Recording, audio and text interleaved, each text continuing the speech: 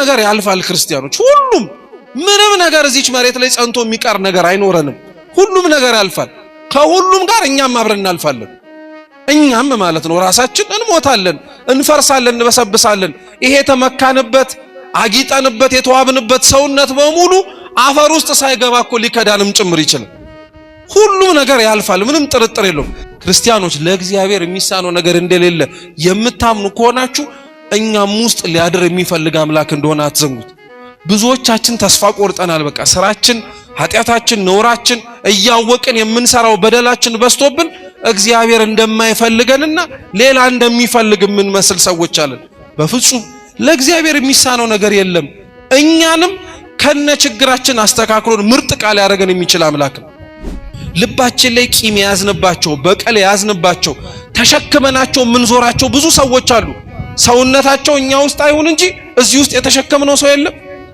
እዚህ ውስጥም የተሸከመነው ሰው አለ እስኪ ሁሉንም እናውጣቸው እነሱን ስታወጣ አንተ እኮ ነው የምትነጻው ታውቃለህ እነሱን ይቅር ስትል አንተ እኮ ነው ይቅር የምትባል ለእግዚአብሔር መስማት ያለበትን መሆን ያለብንን ነገር ስንሆንለት ለኛ የሚያስፈልገን መስጠት ይጀምራል ዛሬ ምን ፈልገውን ከእግዚአብሔር ያጣነው እኮ እኛም ለእግዚአብሔር እንደሚፈልገው ስላልሆነለት እውነታው እንደዛ ነው እግዚአብሔርን ለማግኘት ሰው መጀመሪያ ማድረግ ያለበት መውጣት ነው በቃ ከማይሆንና ለእግዚአብሔር ከማይስማማው ነገር መውጣት አለበት እኔ ሁሌ ምንም ነገራችሁ እንደው ብትችሉ ባትረሱት ራሱ በጣም ነው ደስ የሚል ሰውን ብላችሁ እግዚአብሔርን ከምታጡ እግዚአብሔርን ይዛችሁ ሰው ብታጡ ይሻልባችኋል እኛኮ የወጣንበትን ዓለም መልሰን እንመኘዋለን ያጣነውን ነገር ስለ እግዚአብሔር ብለን መልሰን እናማርረዋለን እውነት የኛን ኗኗር በጣም ነው የሚገርማችሁ የመውጣት ካቃታችሁ አለ መውጣታችሁ ለእግዚአብሔር ንገሩት እሱ ያስወጣችኋል መንገድ ይፈልጋል ዛሬ ኗኗራችን እኮ እቺን ዓለም ጥለናት የምንሄድ አይመስልም አይደል ስንቱን ስናከማች ስንቱን ስንበላ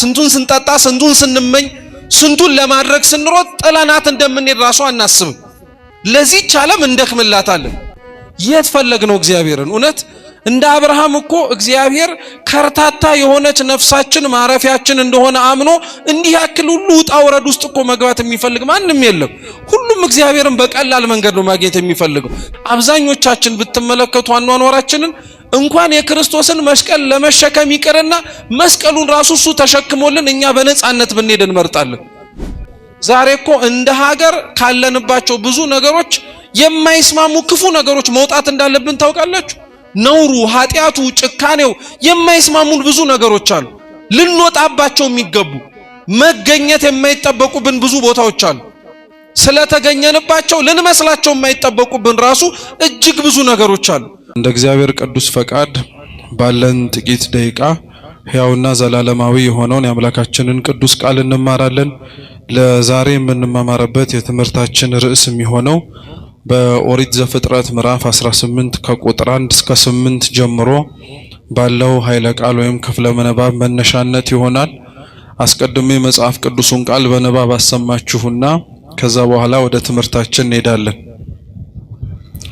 በቀትርም ጊዜ እርሱ በድንኳኑ ደጃፍ ተቀምጦ ሳለ እግዚአብሔር በመምሬ አድባር ዛፍ ተገለጠለት አይኑንም አነሳና እነሆ 3 ሰዎች በፊቱ ቆመው አየ ባያቸውም ጊዜ ሊቀበላቸው ከድንኳኑ ደጃፍ ተነስቶ ሮጠ ወደ ምድርም ሰገደ እንዲህም አለ አቤቱ በፊትህስ ሞገስ አግኝቼ እንደሆነ ባሪያህን አትለፈኝ ብዬ ለምናለው ጥቂት ውሃ ይምጣላችሁ እግራችሁንም ታጠቡ ከዚህችም ዛፍ በታች ረፉ ቁራሽ እንጀራም ላምጣላችሁ ልባችሁንም ደግፉ ከዚህም በኋላ ትሄዳላችሁ ስለዚህ ወደ ባሪያችሁ መጣችኋልና እነርሱም እንዳልክ አድርጋሉት አብርሃምም ወደ ድንኳኑ ወደ ሳራ ዘንድ ፈጥኖ ገባና 3 መስፈሪያ የተሰለቀ ዱቄት ፈጥነሽ አዘጋጅ ለውሽውም እንጎቻ አድርጊ አላት አብርሃምም ወደ ላሞቹ ሮጠ እጅግም የሰባም ታናሽ ጥጃ ያዘና ለብላቴናው ሰጠው ያዘጋጅም ዘንድ ተቻኮሉ እርጎና ወተትም ያዘጋጀውንም ጥጃ አመጣ በፊታቸውም አቀረበው እርሱም ከዛፉ በታች በፊታቸውም ቆሞ ነበር እነርሱም በሉ እነርሱም ሚስት ሳራ ወዴት ናት አሉት እርሱም በድንኳኑ ውስጥ ናት አላቸው እርሱም የዛሬ ዓመት እንደ ዛሬው ጊዜ ወደ አንተ በእውነት እመለሳለሁ ሚስት ሳራም ልጅን ታገኛለች አለ ሳራም በድንኳኑ ደጃፍ በስተኋላው ሳለች ይህንን ሰማች አብርሃምና ሳራም በእድሜያቸው ሸምግለው ፈጽመው አርጅተው ነበር በሴቶችም የሚሆነው ልማድ ከሳራ ተቋርጦ ነበር ሳራም በልቧ እንዲህ ስትል ሳቀች፣ ካረጀው በኋላ በውኑ ፍትወት ይሆንልኛልን? ጌታዬም ፈጽሞ ሸምግሏል። እግዚአብሔርም አብርሃምን አለው፣ ካረጀው በኋላ በውኑ እወልዳለሁን ስትል ሳራ ለምን ሳቀች? በውኑ ለእግዚአብሔር የሚሳነው ነገር አለን? የዛሬ ዓመት እንደ ዛሬው ጊዜ ወደ አንተ መጣለሁ፣ ሳራም ልጅን ታገኛለች። ሳራም ስለፈራች አልሳኩም ስትል ካደች። እርሱም አይደለም ሳቅሽ እንጂ አላት ይላል። ስለ ቃሉ የአምላካችን የልዑል እግዚአብሔር ስም የተመሰገነ ይሁን። ይህ ሁሉ ምናልባት ለማስታወስ ስለሚከብድ እኛ ኦሪት ዘፍጥረት ምዕራፍ 18 ቁጥር 14 ላይ ያለውን ኃይለ ቃል መነሻ አድርገን እንማራለን። እስኪ በውኑ በሉ ሁላችሁም በውኑ ለእግዚአብሔር የሚሳነው ነገር አለን? በዚህ ርዕስ መነሻነት እንማራለን። አምላካችን በጉባኤያችን መሃል ተገኝቶ እንዲያስተምረን እንዲመክረን የእርሱ ቅዱስ ፈቃድ ይሁንልን። በኦሪት ዘፍጥረት ምዕራፍ 18 ተጽፎ የምናገኘው ከእግዚአብሔር ወዳጆች መካከል አንዱ የሆነው ሁሉን ጥሎለት ያለውን ነገር በሙሉ የተከተለው ያበብዙሃን የብዙዎች አባት ስለተባለው ስለ አብርሃም ጽድቅና ስለ አብርሃም እምነትም ጭምር የሚያነሳ ታሪክ ነው። አብርሃም በኦሪት ዘፍጥረት ውስጥ ታሪካቸው በስፋት ተጽፎ ከሚገኙ አባቶች መካከል አንዱ ነው። ኦሪት ዘፍጥረት ሙሴ የተባለው ሊቀ ነቢያት ከጻፋቸው ከአምስቱ መጻሕፍት መካከል አንዱ ነው። ሙሴ እንደ ቤተ ክርስቲያናችን አስተምህሮ 5 መጻሕፍትን ጽፏል። የመጀመሪያው ኦሪት ዘፍጥረት ወይም ኦሪት ዘልደት ይባላል።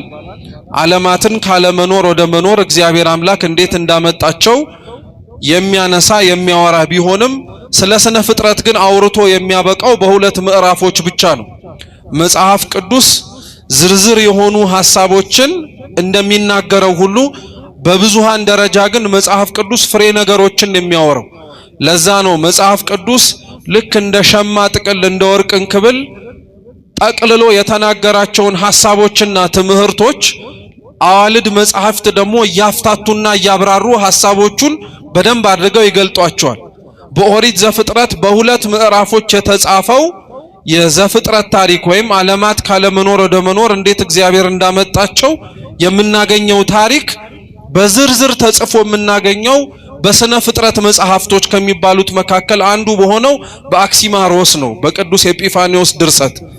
ግን ኦሪት ዘፍጥረት ተብሎ የተጠራው ስለ 2 ምዕራፎች ተብሎ ነው።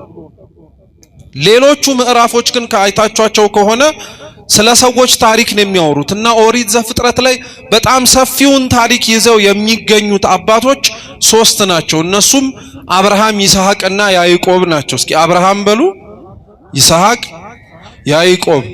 እነዚህ 3ቱ ርዕሳነ አበው አርእስተ አበው እየተባሉ ይጠራሉ። የአባቶቻችን ራስ ቀደምት እግዚአብሔር አምላክ እንዴት እንደሚመለክ በሕገ ልቡና ዘመን እግዚአብሔርን እያመለኩ ያሳዩን ደጋግ አባቶች ናቸው። የመጀመሪያው ሙሴ የጻፈው መጽሐፍ ይህ ነው። ሁለተኛው የጻፈው መጽሐፍ ኦሪት ዘጸአት ነው። እስኪ ኦሪት ዘጸአት በሉ። ዘጸአት መውጣት ማለት ነው። እስራኤላውያን ወደ ግብጽ ባርነት ገብተው የቆዩባቸውን ዘመናትና እግዚአብሔር አምላክ ደግሞ ከዛ የባርነት ቀንበር ነፃ አውጥቷቸው ተስፋ ወደሚያደርጉት ወደ ምድረ ርስት ከነዓን እስኪገቡ ድረስ እንዴት እንደጠበቃቸው የምናገኘው ታሪክ ኦሪት ዘጸአት ላይ ነው። የኦሪት ዘጸአት ዋነኛ አስኳል ታሪኩም ይህ ነው። ሶስተኛው ኦሪት ዘሌዋውያን ነው። እስኪ ኦሪት ዘሌዋውያን በሉ። ኦሪት ዘሌዋውያን ከ5ቱ የሙሴ መጽሐፍት መካከል በነገድ ስም የተጠራ ነው። ሌሎቹ በነገድ ስም አልተጠሩም። ሌዋውያን የተባሉት የሌዊ ልጆች ናቸው። ይህ ደግሞ የቀደመው የደብተራ ኦሪት ወይንም ደግሞ እግዚአብሔር ይመለክበት የነበረው የታቦተ ጽዮን የድንኳኑ ስርዓት እንዴት መሆን እንዳለበት ካህናተ ኦሪት እንዴት የኦሪቱን ቤተ መቅደስ እንደሚያገለግሉት እግዚአብሔር አምላክ ስርዓት የሰራበት መጽሐፍ ነው። አራተኛው መጽሐፍ ደግሞ ኦሪት ዘሁልቅ ይባላል። እስኪ ድገሙት። ኦሪት ዘሁልቅ፣ ሁልቅ የቁጥር መጽሐፍ ማለት ነው። እስራኤላውያን ሙሴ 2 ጊዜ ቆጥሯቸዋል ይባላል። ወይም ሙሴና ኢያሱ 2 ጊዜ እንደቆጠሯቸው ይናገራል። የመጀመሪያው እስራኤላውያን የተቆጠሩት ከግብጽ ባርነት ሲወጡ ነው። ልክ የኤርትራን ባህር እንደተሻገሩ ሙሴ ቆጥሯቸዋል። ስንት ህዝብ ከዚህ ከግብጽ ባርነት ወጥቶ ወደ ምድረ ርስት ከነዓን ጉዞ መጓዝ እንደጀመረ ለማሳየት። ሁለተኛው እስራኤላውያን የተቆጠሩት